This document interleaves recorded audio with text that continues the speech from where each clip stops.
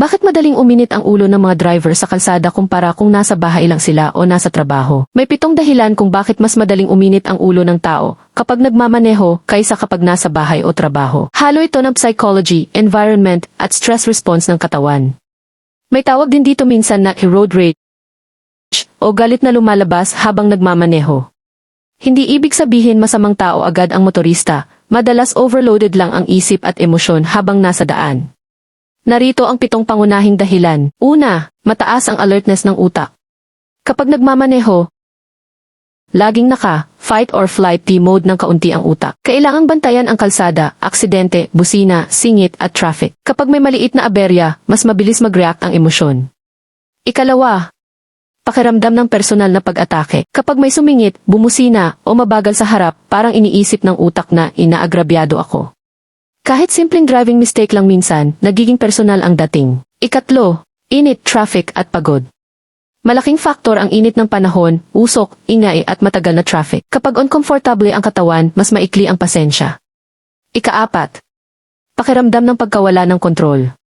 Sa bahay o trabaho, mas kontrolado mo ang sitwasyon. Sa kalsada, nakadepende ka sa galaw ng ibang tao. Kapag wala kang kontrol, tumataas ang frustration.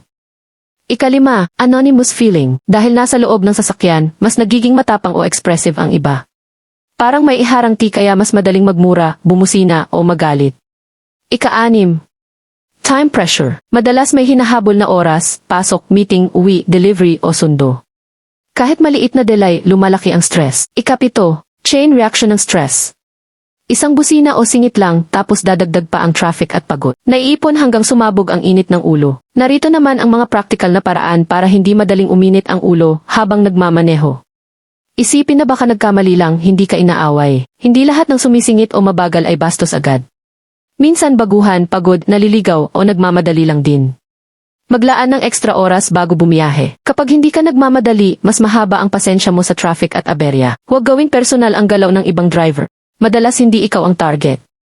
Nagkataon lang na ikaw ang nasa harap o likod nila. Kontrolin ang unang reaksyon. Kapag nainis, huwag agad bumusina ng galit o sumigaw. Kahit 3-5 segundo lang na pagpigil, malaking tulong para hindi lumala. Makinig sa calming music o podcast. Nakakabawas ng stress at tension habang nasa biyahe. Tanggapin na may traffic talaga. Kapag tinatanggap mo na bahagi na ito ng biyahe, mas mababa ang frustration kaysa sa paulit-ulit na, bakit ang bagal? Iwas makipagpatintero ng ego. Kapag may aggressive driver, mas safe na magbigay kaysa makipag-unahan.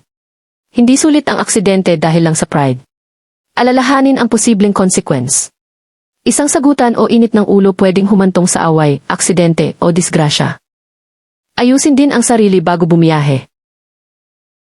Kulang sa tulog, gutom, stress, o problema, lahat ito nagpapabilis ng irita sa daan. Minsan malaking tulong ang simpleng mindset na, pare-pareho lang kaming gusto makauwi ng ligtas. Ganito ang payo sa atin ng Biblia.